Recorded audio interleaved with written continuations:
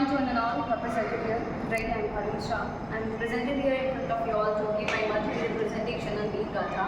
And I am here to describe about a very famous warrior, and we know about her very well, and she is Rani Lakshmibai.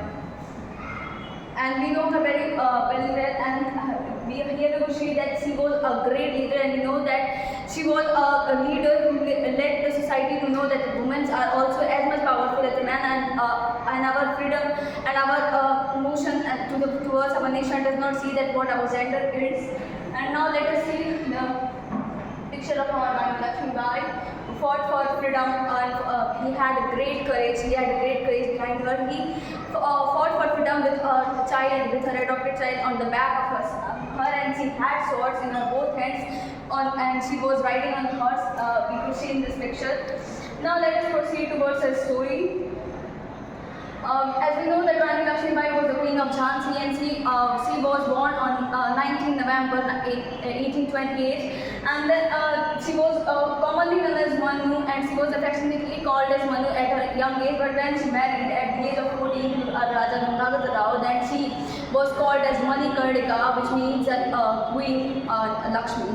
And then she gave birth to a child in 1851, but the child unfortunately died at the age of infancy, and because of that, in 1853, her husband also died because of the great instances at her home. And then she adopted a child whose name was Damodar Rao, and she adopted that child. And then when her husband died, then also she put the command of Jhansi, and the Britishers said her that she should take a pension and she should leave Jhansi, but she said that मैं अपनी झांसी नहीं दूंगी, झांसी मेरी है और मैं ही इस पे राज करूंगी. And then she didn't leave Jhansi, and she fought for freedom, and she trained both women and men and showed the society that women are as much powerful as men. And she showed that freedom and our emotion towards our nation does not see that what our gender, what our religion, what our caste is. Just it sees that how much potential we have to fight for freedom. And then she also she fought a battle of 1857 with her great courage, and then she showed the society. But then also in 1858, under the Sir Hugh Rose, she needed to leave Jhansi, and then she went to Tatya Tope, and she captured Gwalior Fort. But unfortunately, she fought her last battle in 1858 on 18 July 1858, and then she died with a great courage and like a great leader. And then Raja Ramchandra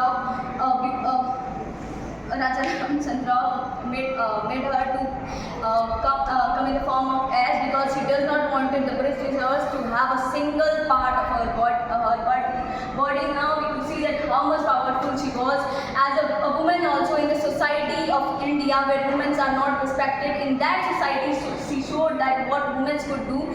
Women are just as much like as men, and she proved that we should be true towards our nation, and we should not see that who is our enemy and how powerful our enemy is. We should just see that how much courage we have to fight against the enemies, and how much courage we have to fight for freedom and to give respect to our religion.